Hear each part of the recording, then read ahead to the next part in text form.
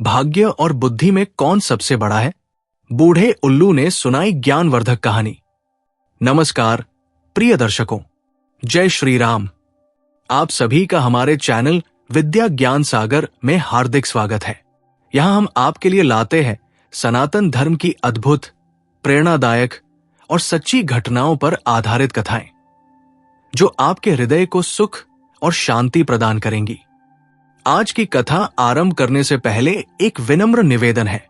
श्रीमद् भगवद गीता और पुराणों में कहा गया है कि अधूरी छोड़ी गई कथा दुख और पाप का कारण बनती है। इसलिए कृपया इस कथा को अंत तक अवश्य सुनें। यदि आप अपनी मां से सच्चा प्रेम करते हैं तो इस वीडियो को लाइक करें, हमारे चैनल को सब्सक्राइब करें और कमेंट में मां लिखकर अपना समर्थन दिखाएं।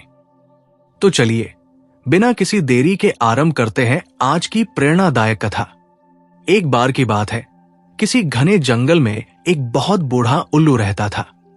वो जंगल के सबसे बुद्धिमान प्राणियों में से एक था और सभी जानवर उसकी सलाह लेने के लिए उसके पास आते थे। वो अपनी गहरी सोच, अनुभव और निष्पक्षता के लिए प्रसिद्ध था। एक दिन जंगल के जानवरों के बीच एक बहस छिड़ गई। कुछ जानवरों का मानना था कि भाग्य ही सबसे बड़ा होता है।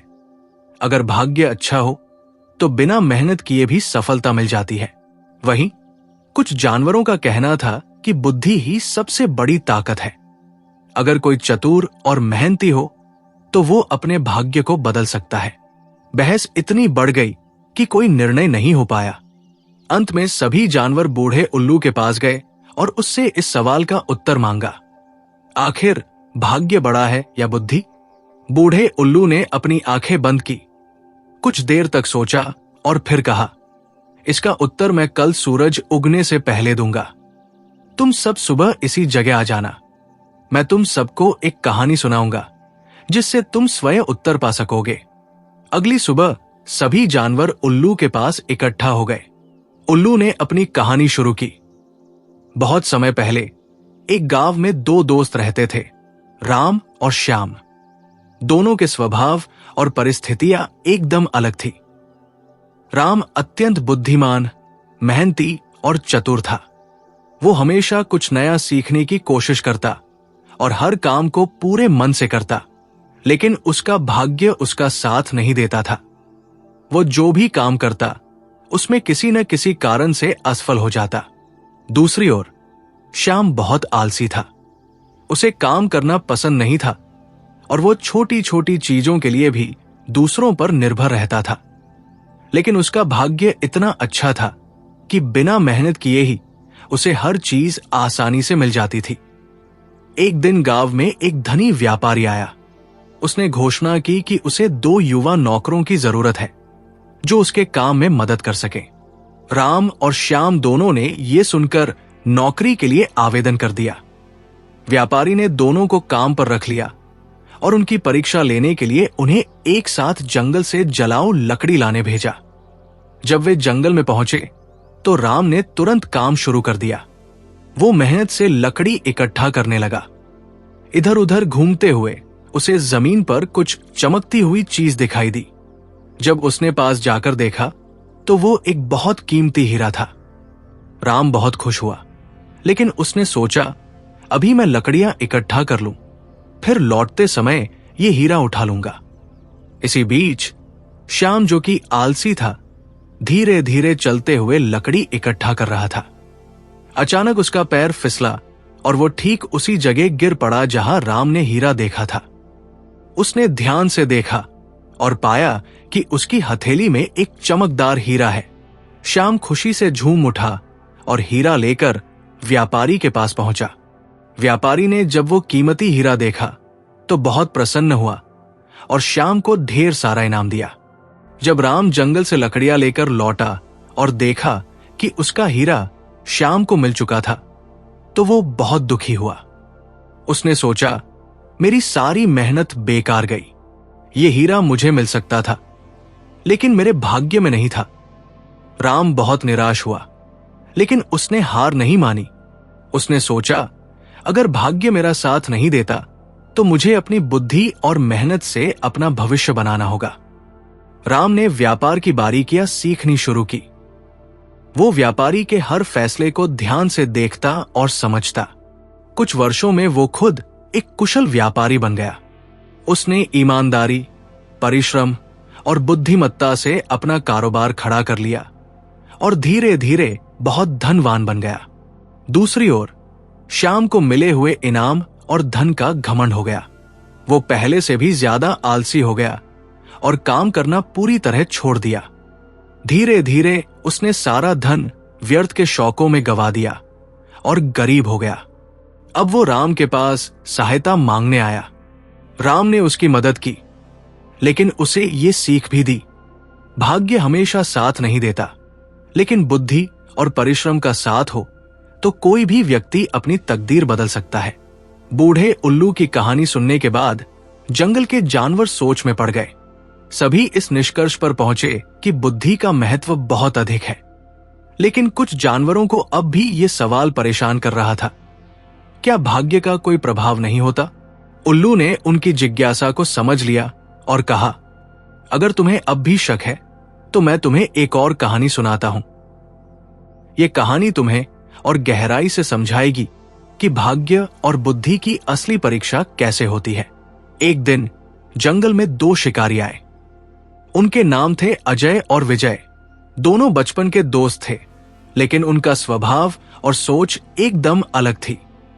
अजय बहुत समझदार था। वो अपने हर कदम को सोच समझ कर उठाता था। उसे पता था कि जंगल में कैसे जिंदा रहना है और शिकार को कैसे पकड़ना है। विजय दूसरी ओर पूरी तरह से भाग्य पर निर्भर था। वो सोचता था, अगर मेरी किस्मत अच्छी है तो शिकार खुद मेरे पास आएगा, मेहनत करने की क्या जरूरत। एक दिन दोनों शिकारी जंगल में शिकार के लिए निकले। विजय ने सोचा कि वो ज्यादा मेहनत नहीं करेगा और किसी पेड़ के नीचे बैठकर इंतजार करेगा कि कोई जानवर खुद उसके पास आ जाए। कुछ समय बाद अचानक वहां से एक हिरन गुजरा और पास ही गिर पड़ा। दरअसल हिरन को किसी दूसरे शिकारी का तीर लगा था और वो घायल होकर विजय के पास गिर गया। विजय बहुत खुश हुआ और सोचने लगा, देखा, मैं सही था, मुझे कोई मेहनत करने की जरूरत नहीं थी। भाग्य ने खुद मेरे लिए शिकार भेज दिया। उसने हिरन को उठाया और सोचा, अब तो मैं राजा बन सकता हूं। अगर भाग्य इसी तरह मेरा साथ देता रहा तो मुझे कुछ करने की जरूरत ही नहीं पड़ेगी। वो गर्व से अपने शिविर की ओर बढ़ा, लेकिन तभी अचानक एक शेर झाड़ियों से निकला और उसी हिरन पर झपट पड़ा। विजय डर के मारे भागने लगा, लेकिन शेर ने उसे देख लिया और उस पर हमला करने दौड़ पड़ा। विजय अपनी जान बचाने के लिए पूरी ताकत से भागा। बड़ी मुश्किल से वो एक पेड़ पर चढ़ पाया और किसी तरह अपनी जान बचाई। वो समझ गया कि केवल भाग्य के भरोसे रहना खतरनाक हो सकता है। उधर अजय ने अपनी बुद्धि का इस्तेमाल किया। उसने जंगल में घूमकर जानवरों के पैरों के निशान देखे, उनकी आदतों को समझा और शिकार करने के सही स्थान को पहचाना। उसने पेड़ों पर चढ़कर देखा कि किस ओर जानवरों का झुंड जा रहा है और फिर उसने अपना जाल बिछाया।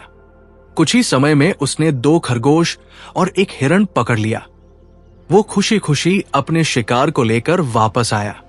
उसने अपने ज्ञान और मेहनत से ये सफलता पाई थी, इसलिए उसे किसी भी खतरे का सामना नहीं करना पड़ा। बूढ़े उल्लू की दी हुई सीख के बाद जंगल के सभी जानवर अपने अपने जीवन में मेहनत और बुद्धि का उपयोग करने लगे। कुछ समय तक सब कुछ शांतिपूर्ण और खुशहाल था, लेकिन फिर एक दिन जंगल में एक नई विपत्ति आ गई।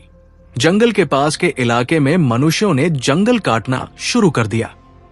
धीरे धीरे वे जंगल में अंदर आने लगे और वहां के पेड़ काटने लगे।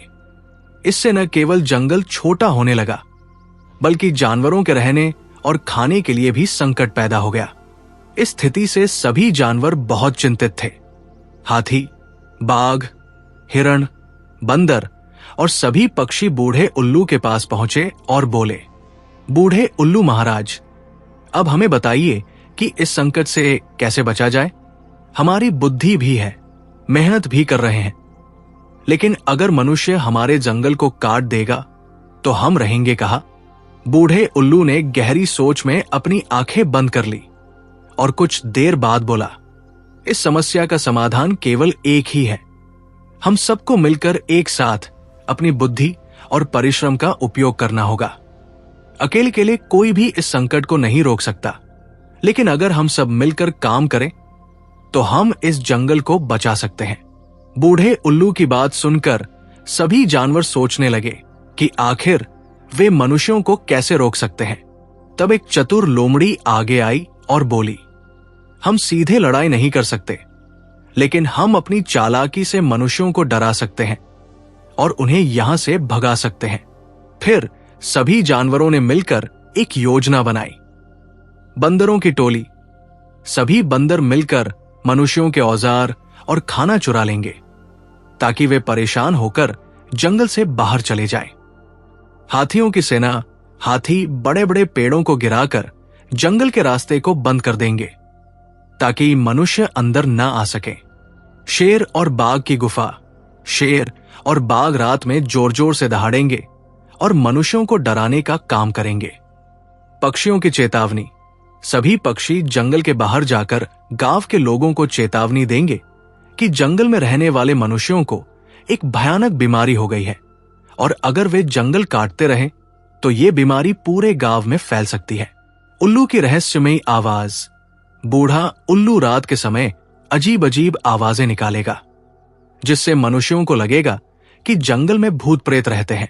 अगली रात से ही सभी जानवरों ने अपनी योजना को लागू कर दिया। बंदरों ने मनुष्यों के औजार उठा लिए। वे कुल्हाड़ी, आरी और रस्सियां लेकर पेड़ों पर चढ़ गए और छिपा दिए। सुबह जब मनुष्यों ने देखा कि उनके औजार गायब हो गए हैं तो वे परेशान हो गए। हाथियों ने जंगल के रास्ते बंद कर दिए। उन्होंने बड़े बड़े पेड़ गिरा दिए और रास्ते में गड्ढे बना दिए जिससे मनुष्यों के लिए जंगल में प्रवेश करना मुश्किल हो गया। शेर और बाघों ने रात भर दहाड़ा। यह सुनकर मनुष्यों को डर लगने लगा कि कहीं वे उन पर हमला न कर दें।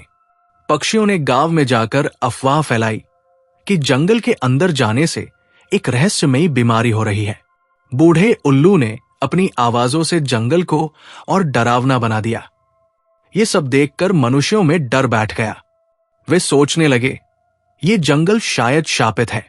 यहां हमारे औजार गायब हो जाते हैं, रास्ते अपने आप बंद हो जाते हैं और रात में भयानक आवाजें आती हैं। हमें यहां से चले जाना चाहिए। कुछ ही दिनों में मनुष्यों ने जंगल काटने का काम बंद कर दिया और वहां से वापस चले गए। सभी जानवर बहुत खुश हुए। वे उल्लू के पास आए और बोले, बूढ़े उल्लू महाराज, आपकी बुद्धि और हमारी मेहनत से हमारा जंगल बच गया। बूढ़े उल्लू ने मुस्कुराते हुए कहा, यही तो मैंने हमेशा कहा है, बुद्धि और परिश्रम से हम किसी भी समस्या का हल निकाल सकते हैं। अगर हम सब एक साथ मिलकर काम करें तो कोई भी ताकत हमें हरा नहीं सकती। इस घटना के बाद जंगल के सभी जानवरों ने एक नया नियम बनाया। अब से हम कभी भी केवल भाग्य पर निर्भर नहीं रहेंगे। हम अपनी बुद्धि और मेहनत से अपने जंगल और अपने जीवन की रक्षा करेंगे। अब जंगल के सभी जानवर न केवल अपनी सुरक्षा के लिए सतर्क रहने लगे, बल्कि उन्होंने ये भी सीखा कि सही समय पर सही योजना बनाकर ही किसी भी संकट से बचा जा सकता है। जंगल के जानवर अब बुद्धिमान हो गए थे। वे जानते थे कि बुद्धि और एकता से किसी भी समस्या को हल किया जा सकता है, लेकिन उन्हें नहीं पता था कि एक नई मुसीबत उनका इंतजार कर रही थी। एक साल बाद गर्मियों में जंगल में भीषण सूखा पड़ गया।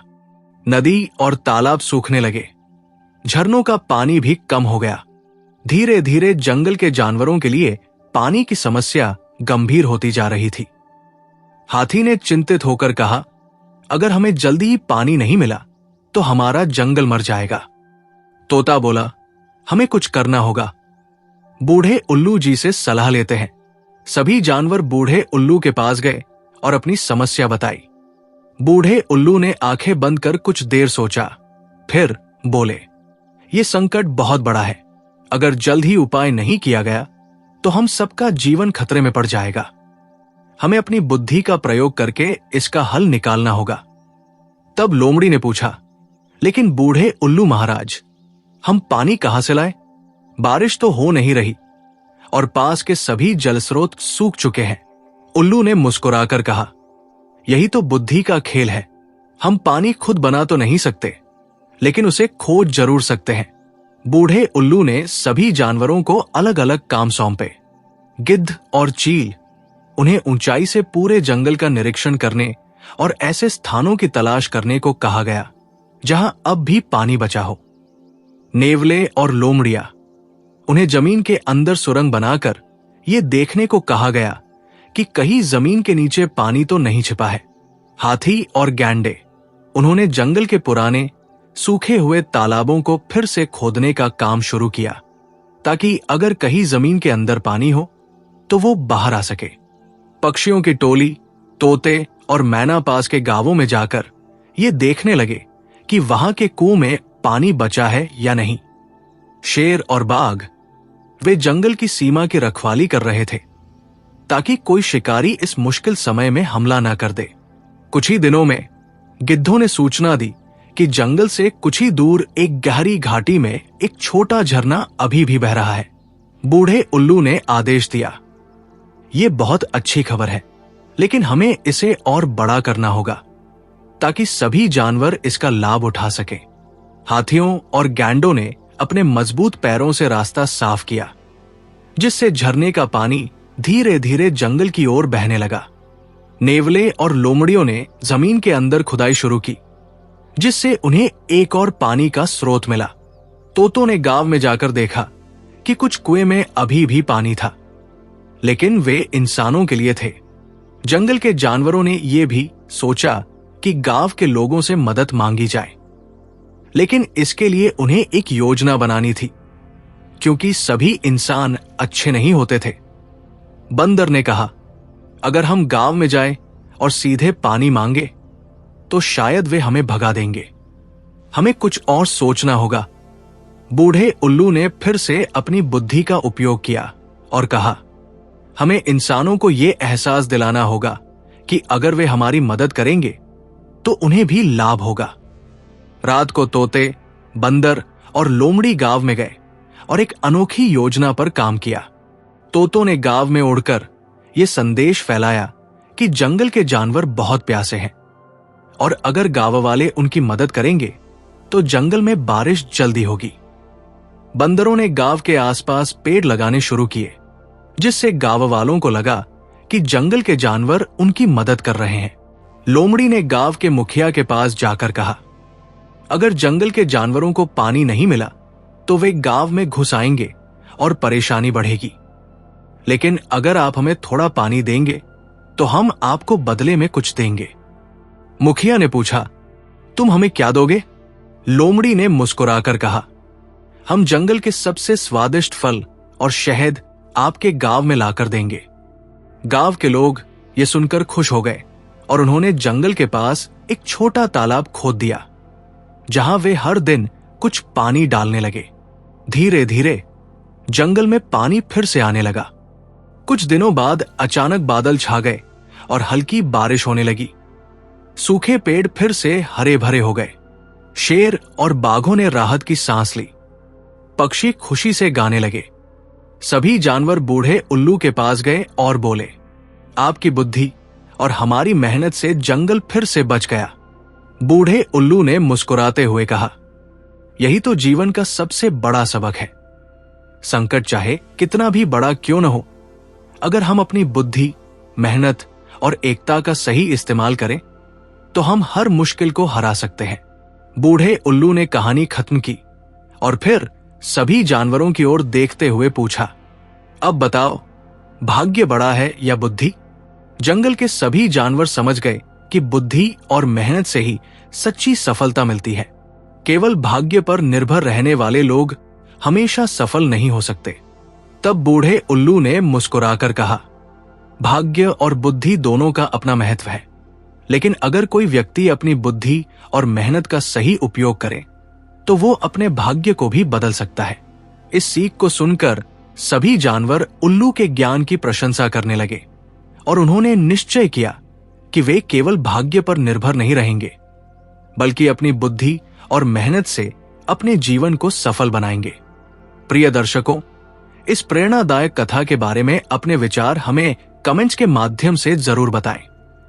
अगर यह आपको अच्छी लगी हो तो कृपया इसे लाइक करें और इसे अधिक से अधिक लोगों तक पहुंचाएं। साथ ही कमेंट बॉक्स में जय श्री कृष्णा लिखकर अपने श्रद्धा भाव प्रकट करें। इस वीडियो को पूरा देखने के लिए धन्यवाद। जय श्री राम।